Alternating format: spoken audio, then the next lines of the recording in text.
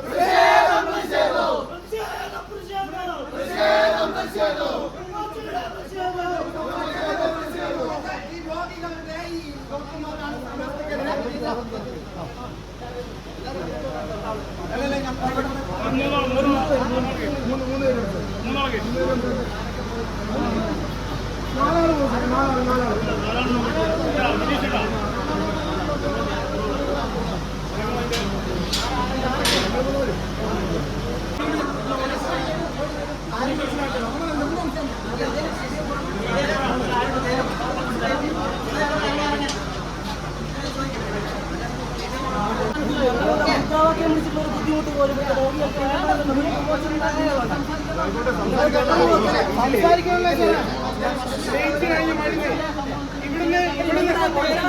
രോഗികൾ 14 വയസ്സുള്ള കുട്ടികൾക്ക് മരുന്ന് കുത്തി മാറ്റിവെച്ച് കുത്തിവെക്കുന്നു. ഇവിടെയുള്ള ബ്ലഡ് ബാങ്കില്ല, ഇവിടെ ഡോക്ടർമാരില്ല. ഇത്രയും ബസ്സുള്ള സമയത്ത് ഇയാൾ എന്ത് വീഡിയോ കോളാണ് ഇപ്പൊ ചെയ്യുന്നത്? എന്ത് വീഡിയോ കോൾ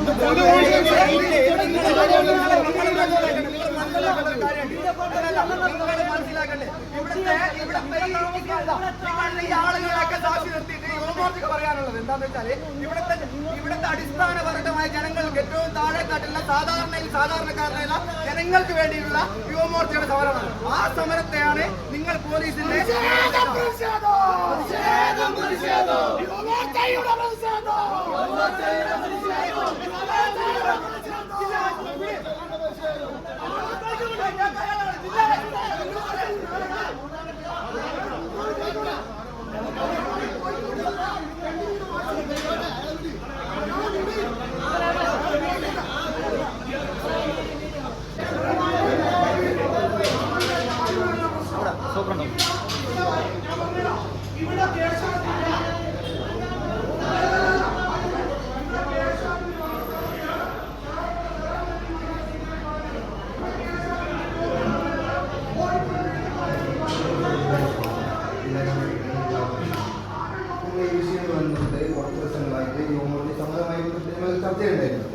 ഇതിനൊരു പരിഹാരം കാണുമെന്നുള്ള പ്രതീക്ഷ കൊണ്ടാണ് ഞങ്ങൾ ഇത്ര നാളും ഇങ്ങനത്തെ ഒരു പ്രതിഷേധമായി ഇവിടെ വരാതിരുന്നത്.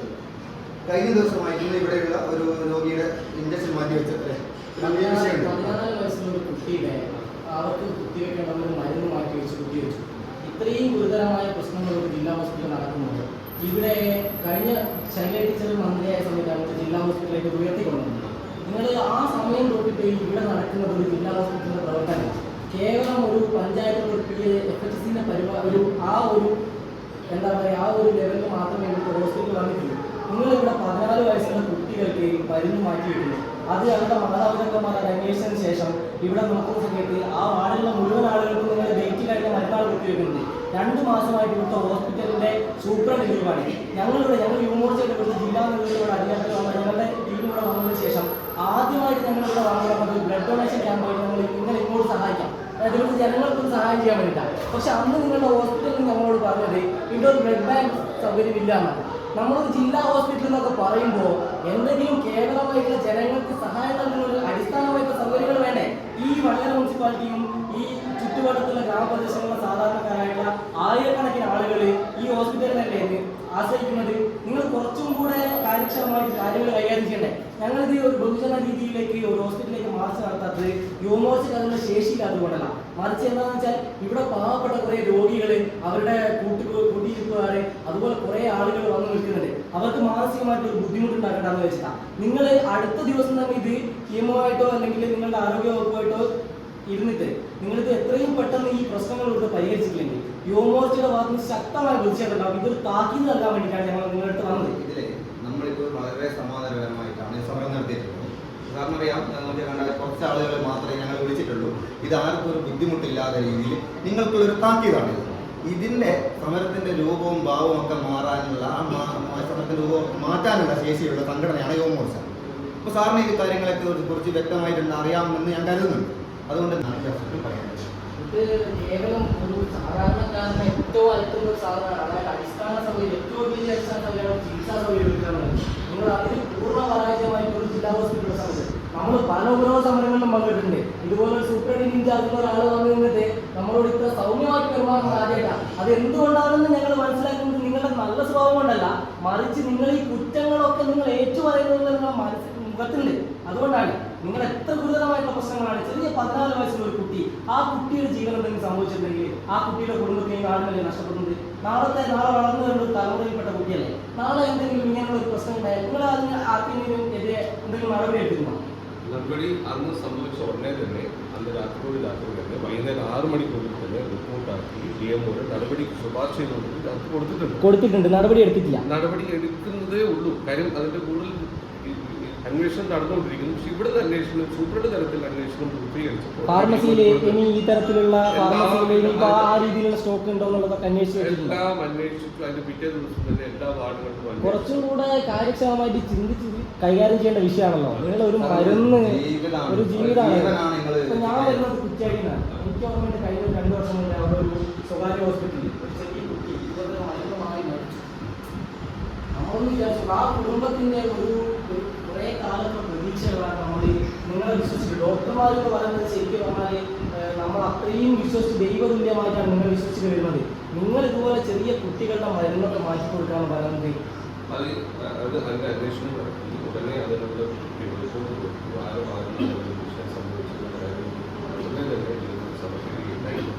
അന്ന് തന്നെ ഞങ്ങളിപ്പോൾ എന്തായാലും സംഘടനാത്മക രീതിയിൽ ഞങ്ങൾ DMO പരാതി കൊടുക്കുന്നുണ്ട്. ആരോഗ്യമന്ത്രിക്കും അതുപോലുള്ള ബന്ധപ്പെട്ട ഉദ്യോഗസ്ഥന്മാരെ ഞങ്ങൾ കാണുന്നുണ്ട്. ഇത് ഇവിടെ കേവലം ഞങ്ങൾ വടകര മാത്രമൊന്നുമല്ല, കേരളത്തിൽ ഈ നമ്പർ 1 എന്ന് പറയുന്നത് കേരളത്തിലെ ആരോഗ്യ മേഖല ശരിക്കും വെന്റിലേറ്ററിലാണ്.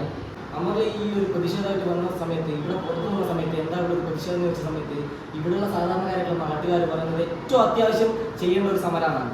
അതായത് ആരോഗ്യ മേഖലയെ തച്ചു തകർക്കാനുള്ള ശ്രമമാണ് നടത്തുന്നത്. ഇത് ഉദ്യോഗസ്ഥന്മാരെന്നുള്ള രീതിയിൽ നിങ്ങൾ ഇത് കണ്ണ് കെട്ടി ഇങ്ങനെ നോക്കി നിൽക്കുകയാണ്. സാർക്ക് ഇപ്പോൾ ഇവിടുത്തെ സൂപ്രണ്ടിൻ്റെ ഡ്യൂട്ടി കൂടെ അല്ലേ ഉള്ളത്. നിങ്ങൾ എന്തുകൊണ്ടാണ് 2 മാസമായിട്ട് ഇവിടെ സൂപ്രണ്ട് ഇല്ലാത്തത്? അയാൾ അവധിയിലാണ്. ഒരാൾ ട്രാൻസ്ഫർ ആകുമ്പോൾ ഓൾറെഡി നമ്മൾ ഇവിടെ മറ്റൊരാളെ കൂടെ വെക്കണ്ടേ? ഒരാൾ ട്രാൻസ്ഫർ ആയി പോകുമ്പോൾ അടിസ്ഥാന വർഗ്ഗമല്ല, നമ്മൾ ഏറ്റവും താഴെ തട്ടുള്ള കൂലിപ്പണിക്കാരായിട്ടുള്ള ആൾക്കാരെ ആശ്രയിക്കുന്ന ഒരു സ്ഥലമാണ്. അപ്പോൾ 2 മാസമായിട്ട് സൂപ്രണ്ട് ഇല്ല എന്നൊക്കെ പറയുന്ന സമയത്ത് ഞങ്ങൾക്കൊന്ന് അംഗീകരിക്കാൻ പറ്റുന്നത് സാറേ. ഇവിടുത്തെ സർക്കാർ പറയുന്ന ആരോഗ്യ മേഖല നമ്പർ 1 ആണ്, വലിയ ആളുകൾക്ക് ഇവിടെ വന്ന് ചികിത്സ നൽകുന്നത്. ഇങ്ങനെയാണെങ്കിൽ ഞങ്ങളെപ്പോലത്തെ സാധാരണക്കാരായിട്ടുള്ള ആളുകളെ എങ്ങനെയാണ് സാർ സർക്കാർ ഹോസ്പിറ്റലിൽ ചികിത്സിക്കുക? വിശ്വാസത്തോടെ എങ്ങനെയാണ് ചികിത്സിക്കുക? നമ്മുടെ സാമ്പത്തിക രീതി അനുസരിച്ചല്ലേ, സാധാരണക്കാരുടെ സാമ്പത്തിക രീതി അനുസരിച്ചല്ലേ ഈ സർക്കാർ ഹോസ്പിറ്റലിലേക്ക് വരിക. അപ്പോൾ ഇങ്ങനെ ആളെ കൊല്ലുന്ന രീതിയിൽ മരുന്ന് മാറ്റി പിന്നെ അവിടെ വന്നപ്പോൾ ഡോക്ടർമാരില്ല, ഒരു ആശ്വാസത്തിന് വരുന്ന സ്ഥലമല്ലേ. സാധാരണക്കാരുടെ ജീവിതം അവിടെ പ്രതീക്ഷയല്ലേ സാറേ ഇന്ന് നഷ്ടപ്പെടുന്നത്. 30,000 ഡോക്ടർമാർ ജോലി ചെയ്യുന്ന ഹോസ്പിറ്റലിൽ ഞങ്ങൾ അന്വേഷിച്ചപ്പോൾ അത്രയാണ്. ഇപ്പോൾ അത്രയും ഡോക്ടർമാരുണ്ടോ ഇവിടെ? പറയും സമ്മതിച്ചു. ട്രാൻസ്ഫർ ആയി പോയി ഒരാൾ, ഓട്ടോമാറ്റിക്കലി ഒരാൾ ട്രാൻസ്ഫർ ആയി പോയി കഴിഞ്ഞാൽ അടുത്ത ഒരു പ്ലേസ്മെന്റ് അല്ലെങ്കിൽ ഒരാളെ ഇങ്ങോട്ട് നിയമിക്കേണ്ടത് ഉത്തരവാദിത്തമാണല്ലോ. അത് 2 മാസം എന്ന് പറയുന്നത് ഒരു ഹോസ്പിറ്റലിനെ മൊത്തമായിട്ട് കൈകാര്യം ചെയ്ത് അത് കൺട്രോൾ ചെയ്ത് പോകേണ്ട ആളാണ് സൂപ്രണ്ട്. ആ ആള് 2 മാസം ഇവിടെ ഇല്ല. ഈ സംഭവത്തിന്റെ ഒക്കെ ഇടക്കാണ് ഇവിടെ ഇങ്ങനെ പേഷ്യന്റിന് മരുന്ന് കുത്തി മാറ്റി വെക്കുന്ന പ്രശ്നങ്ങൾ ഉണ്ടാകുന്നത്. ഈ സൂപ്രണ്ട് വരിക എന്നുള്ളത് നിങ്ങൾക്കും കൂടെ ഒന്ന് പറഞ്ഞുകൂടെ ശക്തമായിട്ട്? നിങ്ങൾ അതിന് ഇപ്പൊ ഞാൻ പറയട്ടെ, നിങ്ങളിപ്പോ ഈ സൂപ്രണ്ടിന്റെ അധിക ചുമതല ഇവിടെ എടുത്തിരിക്കുകയാണ്. ഡ്യൂട്ടി ഡോക്ടറാണ്, ഇവിടെ പേഷ്യൻസിനെ ചികിത്സിക്കുന്ന ആളുകളാണ്. ഈ തിരക്കുകൾക്കിടയിൽ നിന്നൊക്കെ പേഷ്യൻസിനെ ചികിത്സിക്കാൻ സമയം കിട്ടുന്നുണ്ടോ? മുഴുവൻ സമയം നിങ്ങൾക്ക് കിട്ടുമോ? ശരിക്കും പറഞ്ഞാൽ കിട്ടുമോ? ഇവിടുത്തെ ജനങ്ങളെ പ്രശ്നമല്ലേ നമ്മൾ അഡ്രസ് ചെയ്യേണ്ടത്?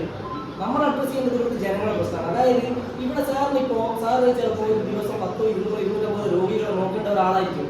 ആ സാറിന് ഇത് നോക്കാൻ പറ്റുന്നുണ്ടോ? പണത്തിനല്ലേ? ആ പണത്തിന് നിങ്ങൾക്ക് ശമ്പളം തരുന്നത് ഇവിടെയുള്ള ആളുകളെ സൂക്ഷിക്കാൻ വേണ്ടിയിട്ടല്ലേ? നിങ്ങൾ ആ സമയത്ത് സൂപ്രണ്ടിന്റെ പണിയെടുക്കുമ്പോൾ എവിടെയോ സൂപ്രണ്ടിന്റെ പണിയെടുക്കേണ്ട ആളുകൾ റെസ്റ്റ് എടുക്കാണ്. അതാണ് ഇവിടുത്തെ പ്രശ്നം. ഈ പ്രശ്നങ്ങളൊക്കെ നിങ്ങളും കൂടെ ഒന്ന് ശ്രദ്ധിക്കേണ്ടതല്ലേ? നമുക്ക് സാധാരണക്കാരന്റെ പ്രശ്നമല്ലേ? ഞങ്ങൾക്ക് ഈ സമയത്ത് പറയാനുള്ളത് വ്യോമോർച്ചയ്ക്ക് ഒരു മാതൃകാപരമായിട്ട് ഒരു ചെറിയ സമരത്തിൽ ഇത് ഒതുക്കി നിർത്തില്ല. പക്ഷെ ഇത് നിങ്ങൾക്കുള്ള ചെറിയൊരു സൂചനയാണ്. നിങ്ങൾ ഇത്തരത്തിൽ ഈ വടകരയിലെ ജനങ്ങളെ ബുദ്ധിമുട്ടിക്കാനാണ് നിങ്ങൾ ആഗ്രഹിക്കുന്നതെങ്കിൽ അടുത്ത ദിവസം ബഹുജന കൂട്ടായ്മയോടുകൂടി നാട്ടുകാരെ മുഴുവൻ ഉൾപ്പെടുത്തിക്കൊണ്ട് വലിയ രീതിയിലേക്കുള്ള സമരം ഞങ്ങൾ നടത്തും. അത് മാത്രമാണ് ഈ അവസരത്തിൽ പറയാനുള്ളത്. മറ്റൊന്നും പറയാൻ ജയ് ബോലോ യുവമോർച്ച, ജയ് ബോലോ യുവമോർച്ച, ജയ് ജയ് ജയ് ഭാരത് മാതാ, ജയ് ജയ് ജയ് ഭാരത് മാതാ, ജയ് ജയ് ജയ് യുവമോർച്ച, ജയ് ജയ് ജയ് യുവമോർച്ച. വടകരയിലെ സർക്കാർ ഹോസ്പിറ്റൽ രോഗികൾക്ക് മരുന്നില്ല, ഡോക്ടർമാരും മരുന്നുമില്ല,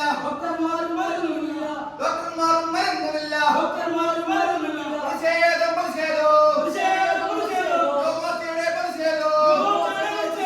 ജയ് ബോലോ ഭാരത് മാതാ, ജയ് ജയ് ജയ് യുവമോർച്ച. സാധാരണക്കാർക്ക് വേണ്ടിയില്ല, സാധാരണക്കാർക്ക് വേണ്ടിയില്ല സമരം. ഞങ്ങൾ സാധാരണക്കാർക്ക് വേണ്ടിയിട്ട് സമരമാണ്. ഇല്ല, സാധാരണക്കാർക്ക് വേണ്ടി സമരമാണ്. ഞങ്ങൾ എഴുന്നേൽക്കുന്നത്. ഇതിനൊരു പരിഹാരം ഞങ്ങൾ എഴുന്നേൽക്കുന്നത്. പരിഹാരം കാണുന്ന ഞങ്ങൾ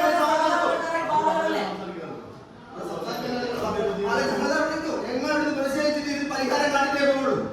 അത്രേ ഞങ്ങൾക്ക് പറയാനുള്ളൂ. അത്രേ ഉള്ളൂ. പ്രതിഷേധം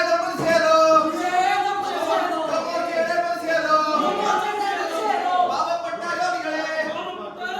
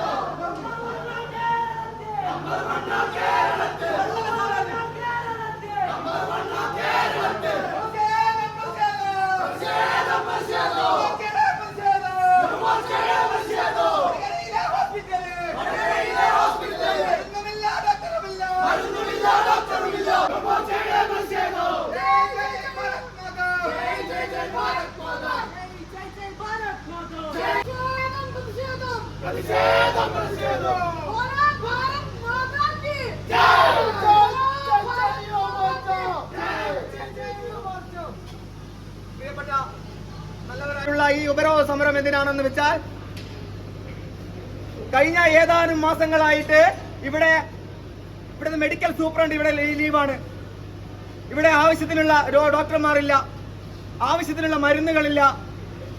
ഇവിടെയുള്ള മരുന്നുകളൊക്കെ ഡേറ്റ് കഴിഞ്ഞതും ഉപയോഗശൂന്യമായിട്ടുള്ള മരുന്നുകളാണ്.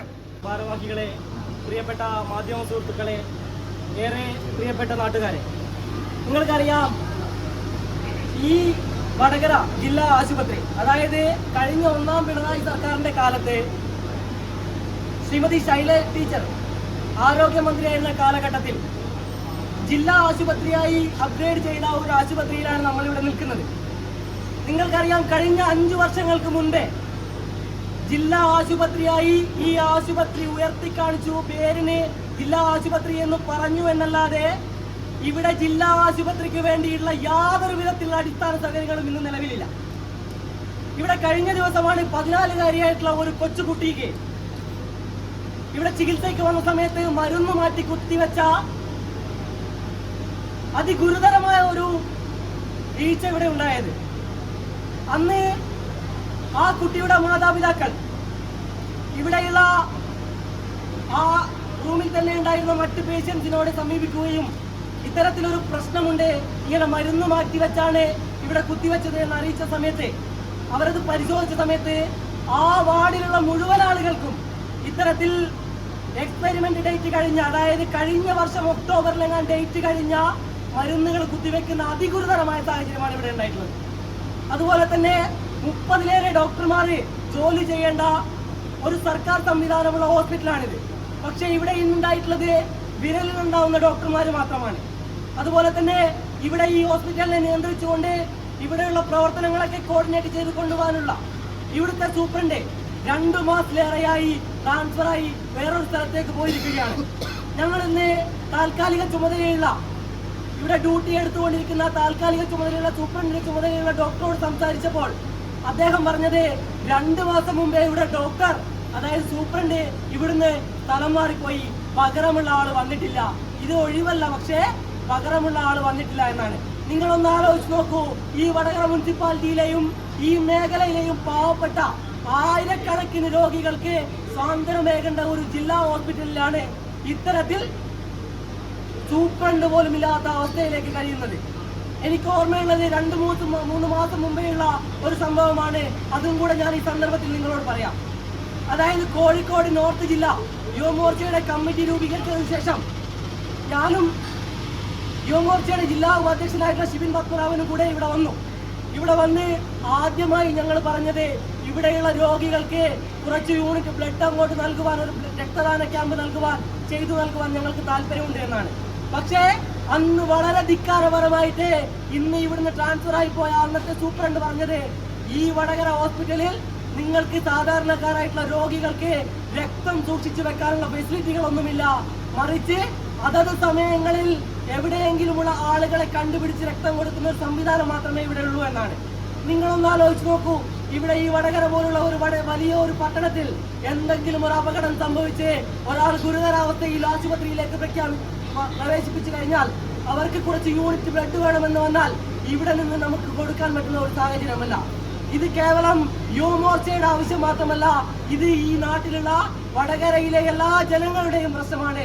ഈ പ്രശ്നത്തെ അഡ്രസ് ചെയ്തുകൊണ്ട് ഒരു സൂചനാ സമരം എന്നുള്ള രീതിയിലാണ് ഞങ്ങൾ ഇന്നിവിടെ സമരം ആലോചിച്ചിട്ടുള്ളത്. അതുകൊണ്ടാണ് ഇത്തരത്തിൽ കുറഞ്ഞ ആളുകളെ വെച്ച് ഈ ഒരു സമരം ഇവിടെ നടത്തിക്കൊണ്ടിരിക്കുന്നത്. പക്ഷേ ഞങ്ങൾക്ക് ഇപ്പോൾ ഇവിടെയുള്ള മാധ്യമ സുഹൃത്തുക്കളോടും പോലീസുകാരോടും ഈ പ്രിയപ്പെട്ട നാട്ടുകാരോടും പറയാനുള്ളത്, ഈ രീതിയിലാണ് കേരളത്തിലെ ഈ ആരോഗ്യരംഗം, ഈ രീതിയിലാണ്, ഈ കുത്തഴിഞ്ഞ രീതിയിലാണ് പോകുന്നത്.